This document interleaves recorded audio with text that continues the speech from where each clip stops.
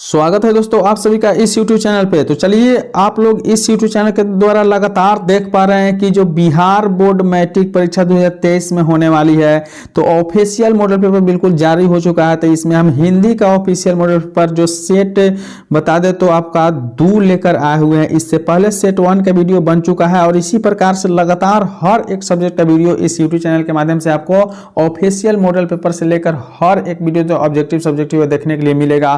तो निश्चित रूप से यदि इस YouTube चैनल पर नए हैं तो सब्सक्राइब करके बेल आइकन को जरूर प्रेस कीजिएगा ताकि इसी प्रकार के वीडियो आप लोगों को हमेशा मिलते रहे। तो चलिए हम देरी नहीं करते हुए वीडियो को शुरू करते हैं। देखते हैं कि आज के वीडियो का पहला प्रश्न क्या है। तो जैसे कि आप लोगों को पता है कि हिंदी में 1 से 60 क्वेश्चन प्रश्न पूछे जाते हैं, जिनमें से किन्हीं 50 क्वेश्चन प्रश्न का उत्तर जो होता है बिल्कुल आपको OMR शीट में देना होता है। तो चलिए बहुत महत्वपूर्ण होने वाला वीडियो, इसलिए शुरू से अंत तक जरूर देखिएगा। 10 से 12 मिनट में आपका वीडियो कंप्लीट हो जाएगा और यह वीडियो देखने के बाद, यह सेट देखने के बाद निश्चित रूप से आपका 2023 बोर्ड परीक्षा में अच्छे अंक प्राप्त हो जाएगा। तो चलिए हम देखते हैं कि आज के वीडियो का पहला प्रश्न क्या है। तो निश्चित रूप से आप लोग देख पा रहे हैं कि प्रियतम का स्त्रीलिंग क्या होना चाहिए। प्रियतम का स्त्रीलिंग जो होता है बिल्कुल याद कर लीजिएगा कि प्रियतमा होता है। क्या होता है? प्रियतमा होता है। चलिए अगले प्रश्न देखिए। दूसरा प्रश्न आप लोग देख पा रहे हैं दिया हुआ है कि मदन ने कासू के कितने दांत तोड़ डाले थे। मदन ने कासू के कितने दांत तोड़े थे? तो इसकी जो सही उत्तर है ऑप्शन सी, अर्थात 2 दांत को बिल्कुल तोड़ दिए थे। अगले प्रश्न को बढ़ते देखिए। आप लोग देख पा रहे हैं कि 3 नंबर प्रश्न दिया हुआ है कि दधीची की हड्डी से क्या बना था। दधीची की हड्डी से क्या चीज बनाया गया था? तो आपको बता दें तो इंद्र का वज्र बनाया गया था। क्या बनाया गया था? याद कर लेना है, इंद्र का वज्र बनाया गया था। अगले प्रश्न देखते हैं। दिया हुआ है कि इनमें से शुद्ध शब्द कौन सा है। शुद्ध शब्द कौन है? तो आपको बताया तो उत्सव जो है बिल्कुल शुद्ध शब्द है। चलिए अगले प्रश्न की ओर बढ़ते हैं।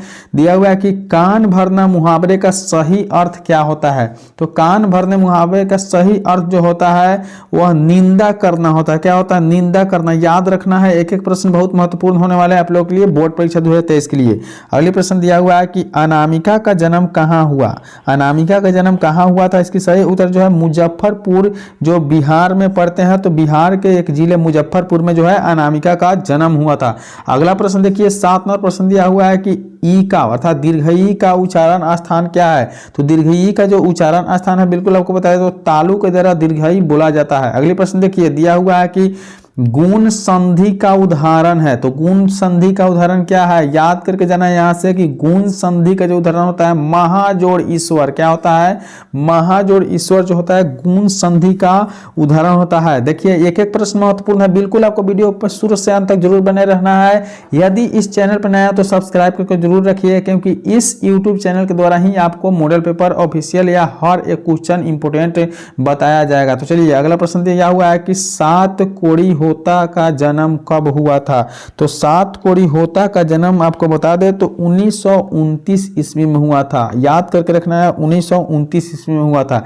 चलिए अगले प्रश्न की ओर बढ़ते हैं। दिया हुआ है कि नगर कहानी में मुख्य पात्र कौन है। तो नगर जो कहानी है उसमें मुख्य पात्र किसका है? इसकी सही जो उत्तर है आपको बता दे तो पापती का है। किसका है? पापती का है। अगले प्रश्न देख लेते हैं। दिया हुआ है कि विश्वास किस भाषा से अनुदित है। देखिए इसकी सही जो उत्तर हो जाएगा ऑप्शन सी, अर्थात उड़िया भाषा से। किस भाषा से? उड़िया भाषा से अनुदित है। अगले प्रश्न की ओर बढ़ते हैं। दिया हुआ है 12 नंबर प्रश्न कि दूर चट्टानों की ठंडी गोद में किस कवि की पंक्ति है।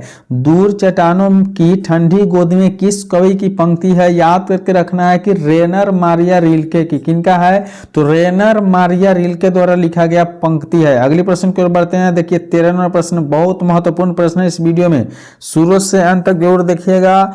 यदि अभी तक लाइक नहीं किया तो जरूर लाइक करना है। देखिए जीवानंद दास की किस कविता को प्रबुद्ध आलोचकों द्वारा रविंद्रोत्तर युग की श्रेष्ठतम प्रेम कविता की संज्ञा दी है। तो देखिए इस प्रश्न का जो उत्तर हो जाएगा बिल्कुल लड़का वनलता सेन। क्या हो जाएगा? वनलता सेन। बिल्कुल आपको देखना है एक एक प्रश्न, क्योंकि जो बोर्ड एग्जाम द्वारा पूछा जाता है वो उसमें लगभग आपको 40 से 50% वैसे प्रश्न होते हैं जो बिल्कुल नए नए प्रश्न होते हैं। तो देखिए इसमें नए ही प्रश्न बताया गया है। अगला प्रश्न दिया हुआ है कि आध्यात्मिक शिक्षा से गांधी जी का क्या अभिप्राय है। आध्यात्मिक शिक्षा से गांधी जी का क्या अभिप्राय अभिप्राय है? इसकी जो सही उत्तर है हृदय की शिक्षा। क्या है? हृदय की शिक्षा। अगली प्रश्न देखिए 15वां प्रश्न आप लोग देख पा रहे हैं, दिया हुआ है कि अविन्यो में 19 दिनों के प्रवास के दौरान लेखक ने कितने गद्य की रचना की? लेखक ने कितनी गद्य की रचना किए थे? तो इसकी जो सही उत्तर है आपका 27 गद्य की रचना किए थे। अगला प्रश्न देखिए, दिया हुआ है 16वां प्रश्न की धरती कब तक घूमेगी किस भाषा से अनुदित कहानी है? धरती कब तक घूमेगी किस भाषा से अनुदित कहानी है? तो आपको पता है तो राजस्थानी भाषा से। किस भाषा से? राजस्थानी भाषा से। अगले प्रश्न देखते हैं, दिया हुआ है कि पापती को कौन सा रोग था? पापती जो था उसको कौन सा रोग हुआ था? इसकी सही उत्तर जो है आपको बता दे तो क्या है? मेनिनजाइटिस हुआ था। क्या होता? मेनिनजाइटिस हो गया था। चलिए अगली प्रश्न देखते हैं 18वां प्रश्न की, वीरेन डंगवाल को किस कृति के लिए साहित्य अकादमी पुरस्कार मिला था? कौन सी कृति के लिए? याद करके रखना है कि वह जो कृति था दुष्चक्र में सृष्टा। क्या है? दुष्चक्र में सृष्टा।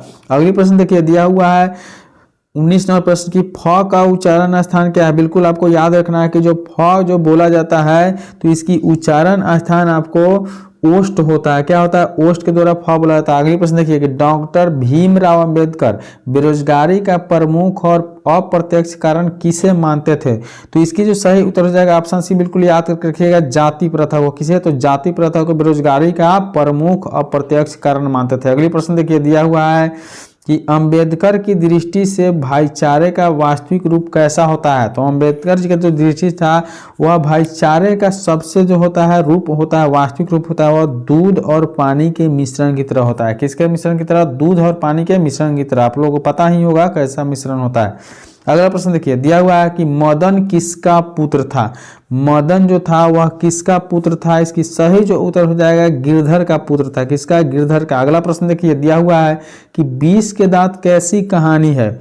20 के जो दांत है वह कैसी कहानी है? तो आपको बता दे तो 20 के दांत जो है आपका मनोवैज्ञानिक कहानी है। कैसे कहानी है? मनोवैज्ञानिक कहानी है। अगली प्रश्न देखिए, दिया हुआ है कि प्रत्न मानव का अर्थ है। प्रत्न मानव का अर्थ क्या होता है? इसकी जो सही उत्तर है आपका प्राचीन मानव। क्या होता है? प्राचीन मानव। याद करके रखना है कि प्रश्न महत्वपूर्ण है आप लोग के लिए बोर्ड परीक्षा 2023 के लिए। अगला प्रश्न दिया हुआ है कि हरकस थे, हकरस क्या था?